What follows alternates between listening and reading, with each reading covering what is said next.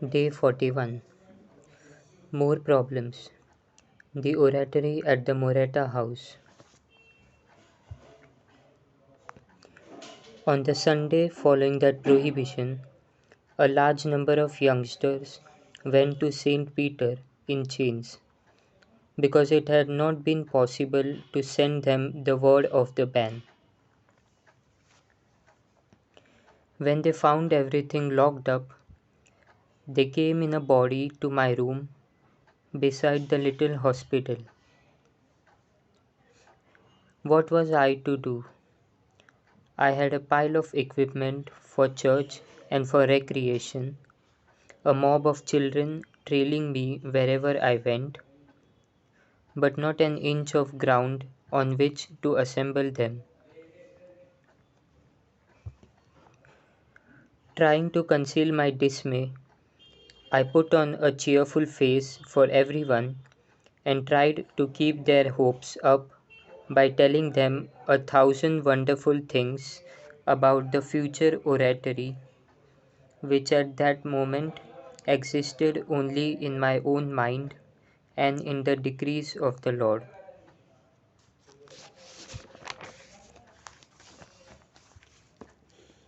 To entertain them on feast days, I took them sometimes to Sasi, sometimes to Our Lady of the Pillar, to Our Lady of the Fields, to the Mount of the Capuchins, and even as far as Supega. In these churches, I arranged to celebrate Mass for them in the morning and explain the Gospel. In the afternoon, we had a little catechism, hymn singing, and some stories. Then we toured or hiked till it was time to head for home. It seemed that this critical state of things would have to bring any thought of an oratory to nothing, but instead the number of boys coming increased extraordinary.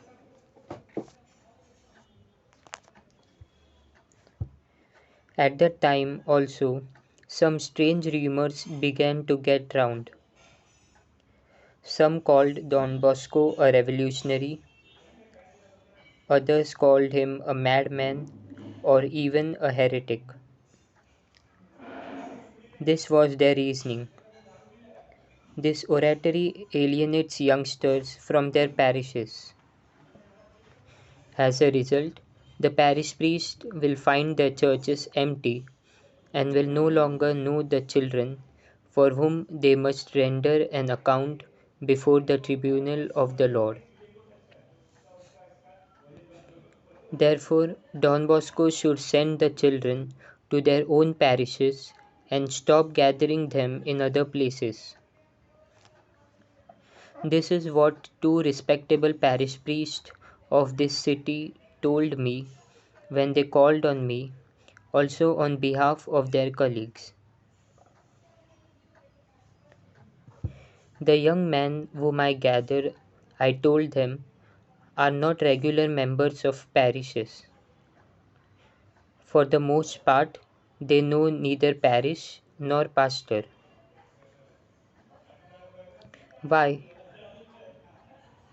Because almost all of them are visitors who have been abandoned by their relatives in this city, or they have come here looking for work and failed to get it. Boys from Savoy, Switzerland, the Aosta Valley, Biella, Novara, Lombardy are the ones who most frequently come to my activities. Couldn't you send these youngsters to their various parishes? They don't know where their parishes are. Why not teach them? It isn't possible. They are far from home. They speak diverse dialects. They have no fixed places to stay, and they don't know the city. These considerations make it difficult, if not impossible, for them to belong to any parishes. Besides, many of them are grown men already, 18, 20, even 25 years old, and they are completely ignorant in matters of religion. Who could ever expect them to mix with kids of 8 or 10 who are much better instructed? Could you go with them yourself and teach them catechism in their parish churches? At most, I could go to one parish, but not to all.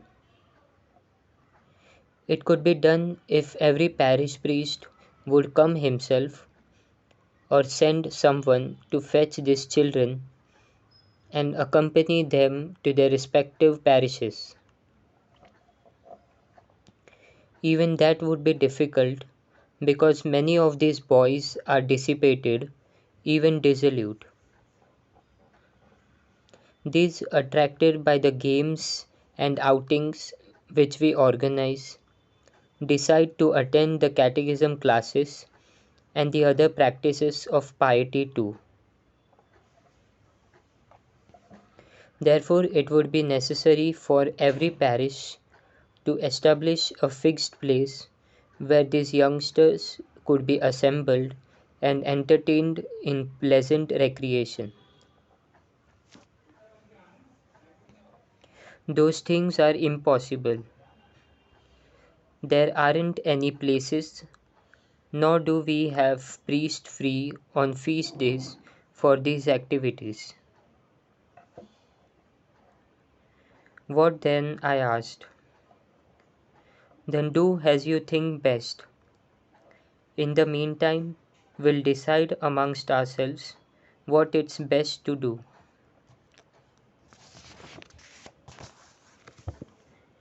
The problem then became a talking point amongst the parish priest of Turin. Should the oratories be promoted or opposed? Some were for, some against. While these things were going on, the spring of 1846 arrived. The tenants at the Morita House were upset by the shouting and the din of the constant coming and going of the youngsters. They complained to the landlord, all threatening to withhold their rent if these noisy meetings did not stop. So the good priest Moretta had to tell us to look immediately for another place to gather our young men if we wished to keep our oratory going.